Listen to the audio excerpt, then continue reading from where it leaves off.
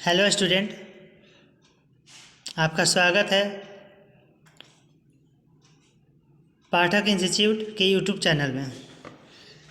आज हम new topic खाद मिक्सर यानी मिक्सर मशीन के बारे में पढ़ेंगे और कहाँ यूज किया जाता है एवं इसके कौन कौन से पार्ट्स मिक्सर मशीन में असेंबल किए हुए होते हैं उसके बारे में जानकारी लेंगे। फिर सेकेंड पार्ट्स में मिक्सर परिपथ, संभावित दोष और उनके उपाय एवं मिक्सर का देखभाल किस तरह से करेंगे उसके बारे में जानकारी लेंगे। सबसे पहले यह जानते हैं कि यह कहाँ यूज होता है और इनके क्या क्या पार्ट्स हैं।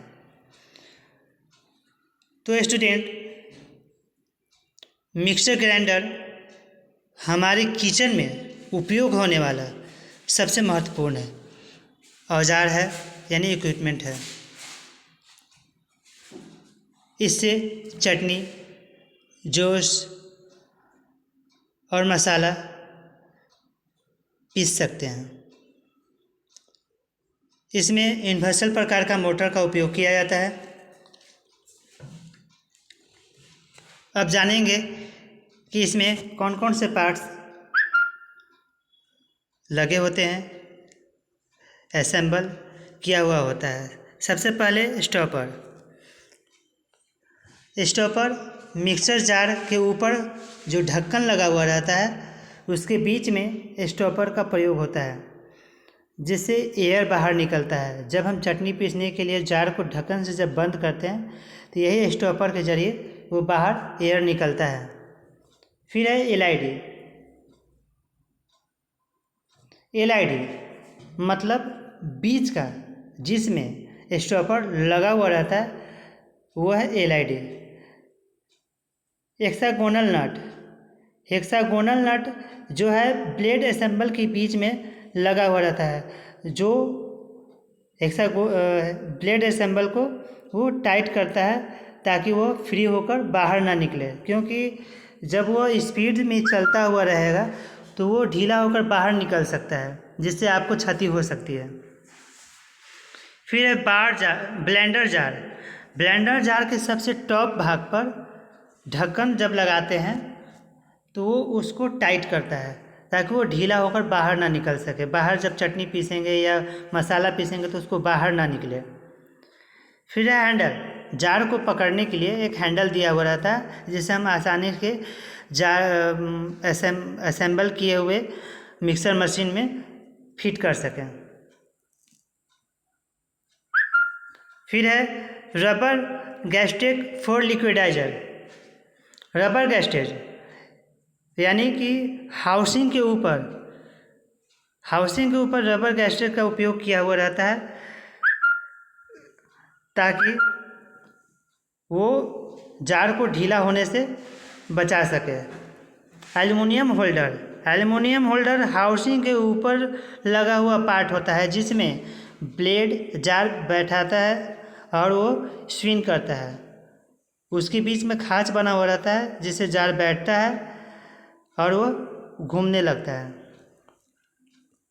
फिर है हाउसिंग या बेस हाउसिंग बार, दोनों एबोनाइट का बना होता है। एबोनाइट यानी प्लास्टिक का, एबोनाइट और प्लास्टिक का मिलकर बना होता है। फिर है ओवरलोड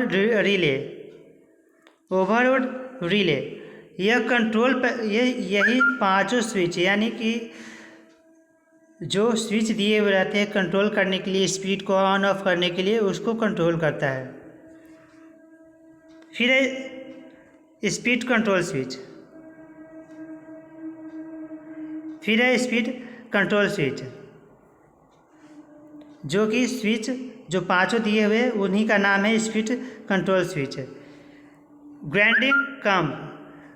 ग्राइंडिंग कप में मसाला पीसा जाता है। फिर है card and plug assemble. Mixer machine से प्लग जो निकलता है वो मेन पावर पॉइंट से जोड़कर स्विच ऑन करेंगे तो इसमें पावर सप्लाई आएगा और मिक्सर मशीन चलने लगेगी। फिर इसमें आप आसानी से चटनी या मसाला या जूस बना सकते हैं। अब जानेंगे सेकंड पार्ट्स कि मिक्सर परिपथ यानी सर्किट किस प्रकार से इसका सर्किट बना होता है।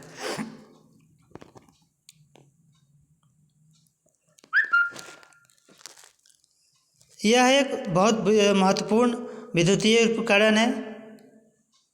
इन्हें कई जूसर को किस और नाम से जाना जाता है। इसे बाजार में फूड ग्राइंडर या घर में हम लोग मिक्सर मशीन कहते हैं, उसी तरह से जूसर है, फूड ग्राइंडर है, सब इसी नाम से जानते हैं। इसमें हम लस्सी से एक अन्य प्रकार के पेय पदार्थ बनाने के लिए उपयोग करते हैं। इसकी एक सबसे हाईएस्ट उच्च गति है 15,000 से 17,000 राउंड पर मिनट, यानी कि 1 मिनट में 15,000 से 17,000 मिनट, यानी कि 1 मिनट में 15,000 से 17,000 राउंड लगाती है। इसमें प्रतिवर्ती प्रकार की एक मोटर लगी होती है जिसमें एक गतिमय स्विच के द्वारा सप्लाई से जुड़ी हुई होती है, जिसमें 2 कटोरी लगाया जाता है। एक कटोरी सबसे ऊपर, एक नीचे होता है। नीचे वाले कटोरी को एबोनाइट से बना हुआ रहता है, जो कि पहले टॉपिक में बता चुके हैं। और ऊपर वाला जार जो है कि प्लास्टिक का ट्रांसपेरेंट मोटा चादर से बना होता है, जिसके कारण आप आर पार देख सकते हैं।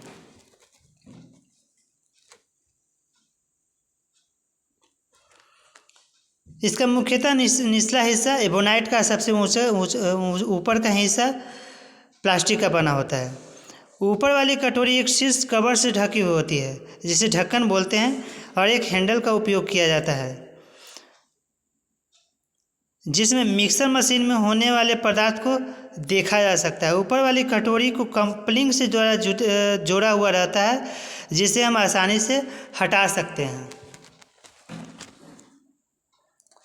अब जानेंगे इसके दोष क्या होते हैं। जब दोष है तो उसका उपाय कैसे हम कर सकते हैं। यदि मिक्सर मशीन अच्छी तरह से कार्य नहीं कर रहा है तो उसे देखेंगे कि वो घूम रहा है कि नहीं, निरंतर वो टर्मिनल से जुड़ा हुआ है कि नहीं। अगर टर्मिनल से नहीं जुड़ा हुआ है तो उसे पावर बोर्ड से ऑन करेंगे, सप्लाई देंगे और चेक करेंगे कि मोटर स्विंग कर रहा है कि नहीं। अगर नहीं कर रहा तो उसमें ग्रीस लगाएंगे, पहले पावर प्लग से पॉइंट हटाकर।